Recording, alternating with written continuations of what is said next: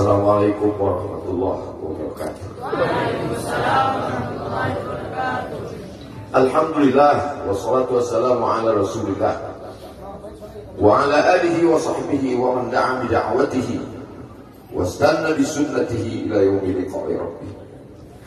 Al-habaib al-afadil al-ulama al-ajilla nafa'ana Allah bi ghaziri 'ulumihim wa bi husni adabihim wa lutfihim. Ja'alana Allah wa iyyahum ma'al habibil mustafa fi jannatil amin.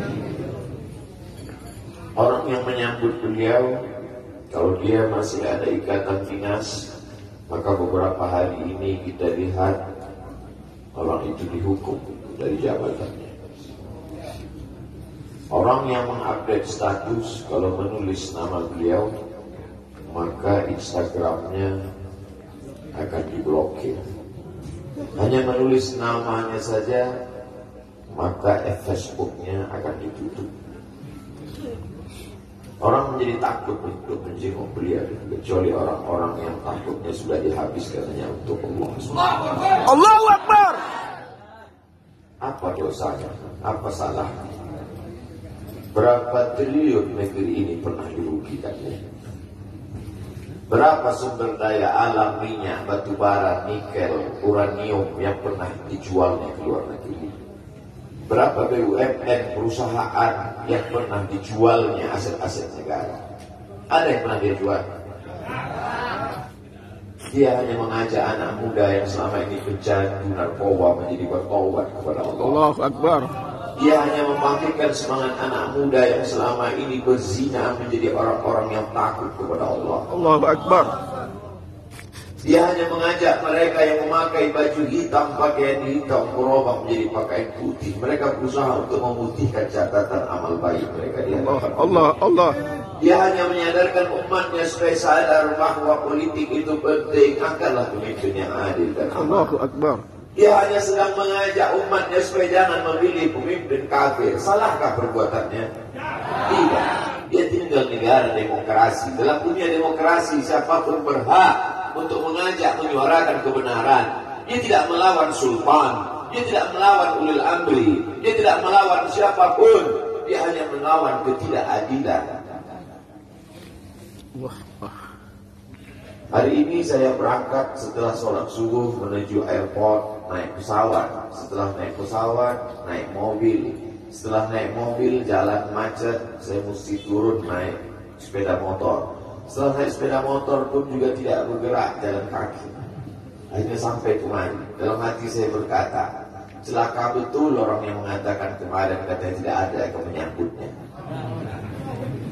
Sudah 3 hari, saya pikir 3 hari tidak ada orang lagi. Saya akan datang bisa duduk berdua dengan beliau.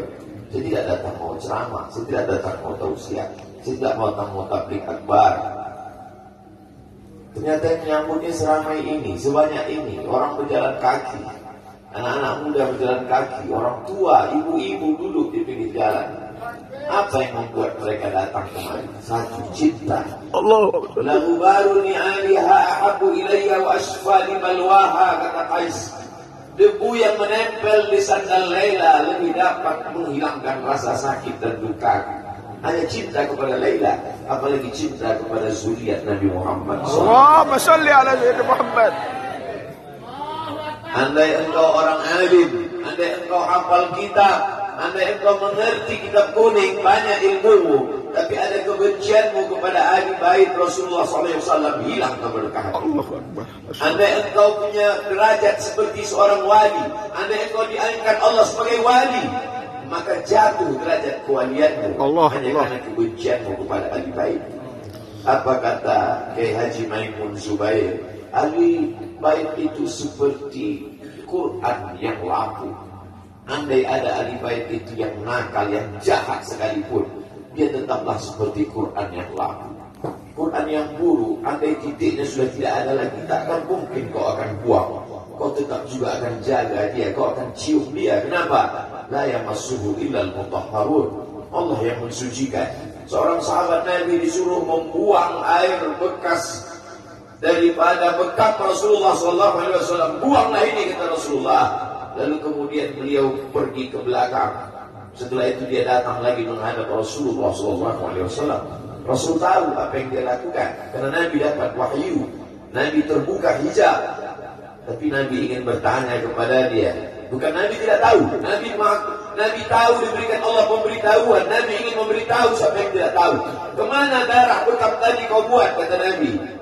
Ku minum ya Rasulullah. Kenapa engkau minum? Karena aku tahu bahwa darah yang mengalir dalam diriku membuat aku haram tersentuh api neraka. Mengalir darah itu dari dia kepada Sayyidatuna Fatimah, dari Fatimah kepada Sayyidina Al-Hasan, dari Sayyidina Al-Hasan ada juga kepada Sayyidina Al-Husain, dari Sayyidina Al-Husain kepada Sayyidina Ali Zainal Abidin, dari Zainal Abidin kepada Sayyidina Muhammad Al-Baqir, dari Sayyidina Muhammad Al-Baqir mengalir darah itu kepada Sayyidina Ja'far Sadiq, dari Ja'far Sadiq mengalir kepada Sayyidina Ali Al-Uraidi, dari Ali Al-Uraidi mengalir darah itu kepada Sayyidina Muhammad An-Naqib, dari Muhammad An-Naqib mengalir darah itu kepada Sayyidina Isa sampai kepada Sayyidina Ahmad bin Isa Al-Muhajir. Lalu kemudian darah itu mengalir kepada Imam As-Saggaf, Al-Idrus, Al-Haddad, Al-Abbas, dan salah satunya adalah bin Syihab, dan salah satu dari zuriat bin Syihab itu adalah Sayyidi Al-Imam Al-Akbar Al-Habib Muhammad Rizik. Kalau mau hidup tenang, beliau sudah tenang dengan anak menantunya, dengan cucunya, dengan ilmunya. Beliau meraih gelar LC dari Universitas Imam Muhammad Ibn Saud. Dia cukup dengan majlis-majlis maulidnya cukup. Mengapa dia bersusah payah? Mengapa dia mesti kena fitnah? Dia hanya mengikut darah Sayyidina Al-Husain.